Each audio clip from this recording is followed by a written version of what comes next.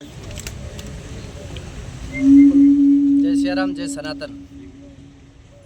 आप सबको विदित ही है कि भारत के एक बहुत बड़े भूभाग जो भारत का अखंड हिस्सा है पश्चिम बंगाल, उसके अंदर जो हिंदुओं पर विशेष समुदाय के लोगों के द्वारा जो अत्याचार हो रहे हैं, उसके लिए आज नागौर का सर्व हिंदू समाज कलेक्टर के मार्फत राष्ट्रपति जी को ज्ञापन देने के लिए इकट्ठा हुआ है।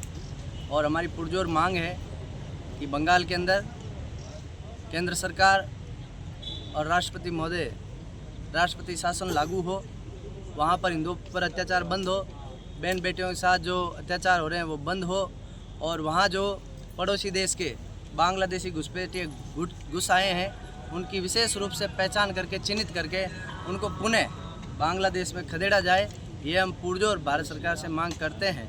और इस प्रकार की नृशंस घटनाएं बिल्कुल भी हिंदू समाज बर्दाश्त नहीं करेगा। संपूर्ण सनातनी समाज, यदि भारत की सरकारें और राष्ट्रपति महोदय इन बातों पर विचार करके यदि कार्रवाई नहीं करते हैं, और ऐसी नपुंसक ममता की जो सरकार है, वो तो खुद ही स्त्री शक्ति है लेकिन वो नपुंसक ही कहूँगा, ऐसी नपुंसक सरकारों को यदि जवाब देने का काम केंद्र सरकार नहीं करेगी तो भारत का संपूर्ण सनातनी जनमानस उनको जवाब देने का काम करेगा। इसमें हम कोई कमी नहीं छोड़ेंगे। धन्यवाद। भारत माता की वंदे वंदे हिंदुओं का ये वंदे वंदे जय जय श्री राम।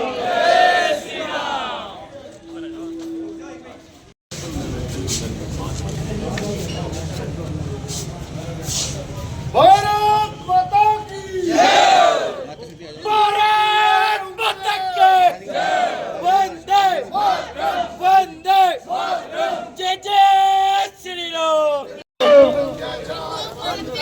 ममता बनर्जी होश में आओ, हिंदुओं का ये अपमान,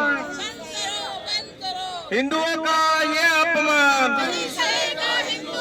भारत माता की जय जय श्री राम।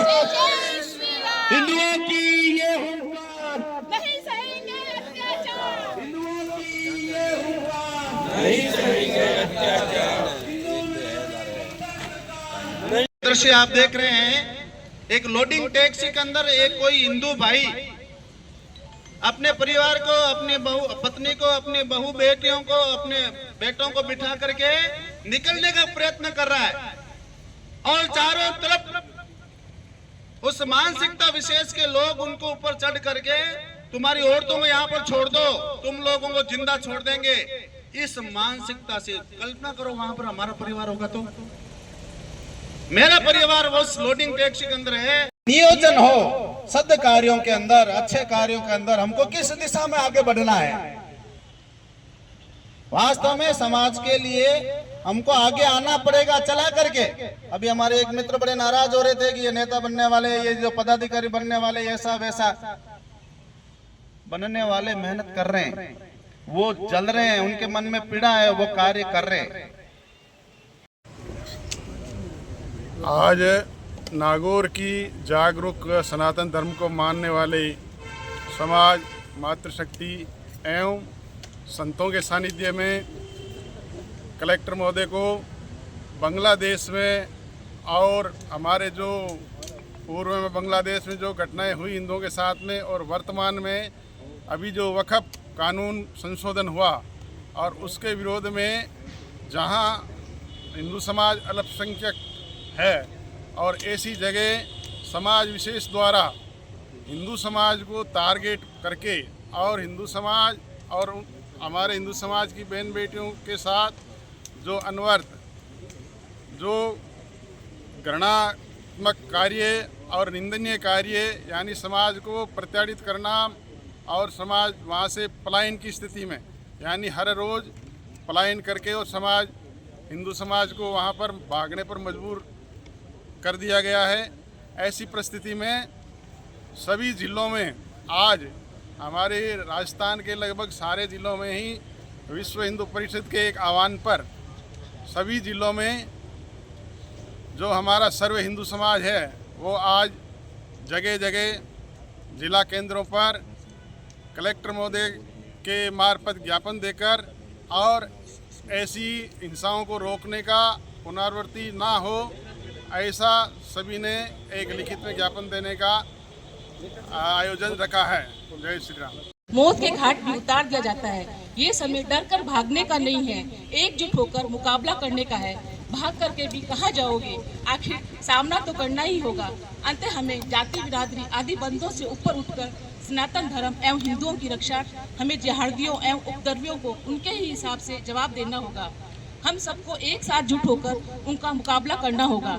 आज जो स्थिति बंगाल की है, आने वाले समय में अन्य राज्यों की भी हो सकती है। तब हम कहाँ जाएंगे? वक्त कानून संशोधन करना एवं लागू करना भारत सरकार का काम है और सरकार द्वारा ही किया गया है। तो फिर हिंदुओं को क्यों निशाना बनाया जा रहा है? सरकारी तंत्र के विरोध में विरोध प्रदर्शन करना, केवल सरकारी संपत्ति को नुकसान पहुंचाना और हिंदुओं पर कत्लेआम करना, क्या इन लोगों की संपत्तियां नष्ट कर दी जाए, नुकसान पहुंचाया गया, उनका मुआवजा देना सरकार की नैतिक और वैधानिक जिम्मेदारी भी है। क्योंकि कानून को लागू करना सरकार का कार्य है और उससे किसी को विरोध प्रदर्शन आदि करने में निशाना बनाया जाता है तो सरकार भी इसके लिए जिम्मेदार है। अंततः उपद्रवियों को सख्त कार्रवाई करके उन्हीं से नुकसान की भरपाई और की जाए। भविष्य में इसकी पुनरावृत्ति न हो, इसके भी पुख्ता इंतजाम किए जाए। ये नया भारत है, ये नया भारत छेड़ता नहीं है, लेकिन जो उसको छेड़ता है उसे छोड़ता भी नहीं है, घर में घुसकर उसको जवाब देता है। बंगाल को हम कश्मीर नहीं बनने देंगे। जय भारत माता की, जय श्री राम। जय श्री राम। घर से बाहर जाना पड़ रहा है, पलायन होना पड़ रहा है।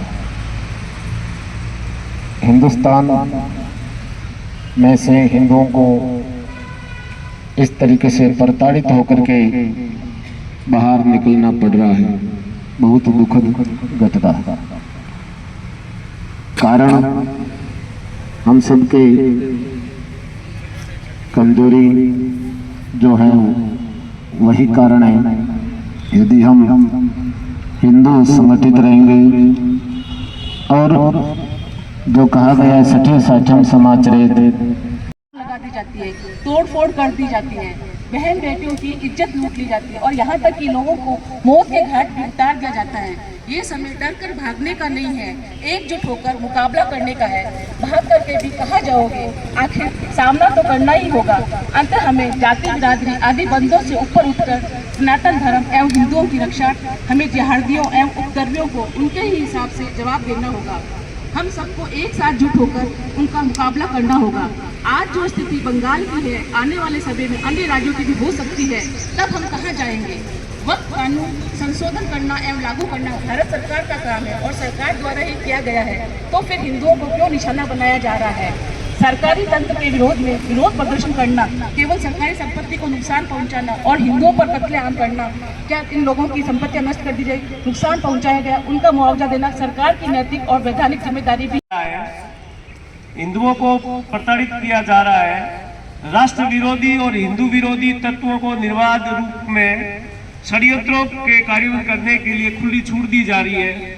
इससे स्पष्ट लगता है कि बंगाल की स्थिति अत्यधिक चिंताजनक है।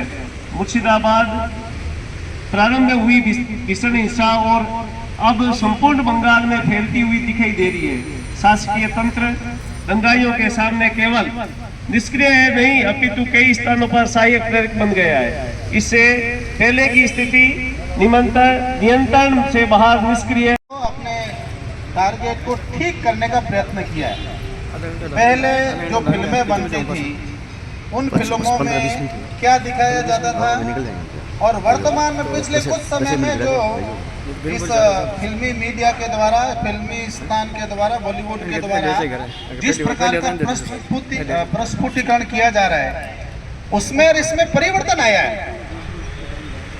आप एडवर्टाइजमेंट के अंदर भी देखिए, उसमें भी एक परिवर्तन आया। वो परिवर्तन क्यों आया है? वो परिवर्तन आया है सनातन संस्कृति हिंदू शक्ति के जागरण के कारण से। आज हम सब जागृत हो रहे हैं, ठीक है। आज नागौर की इस धरती के ऊपर हमने बहुत सहज प्रयत्न किया है और जो लोग वास्तव में मन से और पीड़ित है, जिनके हृदय के अंदर और बंगाल के अंदर चलने वाले उस दृश्य के लिए पीड़ा है, वो स्व प्रेरणा से यहाँ पर आए। हमने बहुत अभियान नहीं, उनके साथ कुकृत्य कर रहे हैं। जैसे वीडियो आपने बांग्लादेश में देखे थे पिछले साल या बंगाल में देखे। ये स्थितियां क्यों हैं? अरे वो कह रहे हनुमान बनाओ उस पर अटैक। अरे हनुमान पे अटैक करेंगे तो सुलग जाएंगे, और लंका ही नहीं बची, उसको ही जला के आ गए। इन साले विधर्मियों की औकात क्या है? इसलिए वो तो ही जाए पावर है, लेकिन वो शक्तियां क्या है उनको हम क्यों पूछते हैं? राम की मर्यादा को, राम के धर्म की रक्षा के सूत्र को, कृष्ण की नीतियों को, हनुमान जी के बल को, उनकी बुद्धि को, विवेक को हम पूछते हैं। और ये आत्मा जो है ना निर्मल होती है, जिस स्तर पर कार्य करती है उस स्तर पर ये जो है स्वरूप धारण करके आती है। राम भी वही है, कृष्ण भी वही है, बड़े रखे हुए आत्मा सो यही परमात्मा है। वो राम थे, वो कृष्ण थे, आप वैसे ही कोई हनुमान, राम, कृष्ण, झांसी की रानी बनेगा, वो बीड़ा उठाना पड़ेगा। उस समय प्रत्यंचा का धनुष बाण था, आज स्प्रिंग वाला धनुष बाण है। और अभी महाराज कह रहे थे कि विधर्मी ताकतें यदि नहीं मानती है तो टिट फॉर ट्रेट, उनको उनकी भाषा में जवाब देना चाहिए। अहिंसा परमो धर्मे अस्ति, इन्होंने कहा अहिंसा के पुजारी हैं।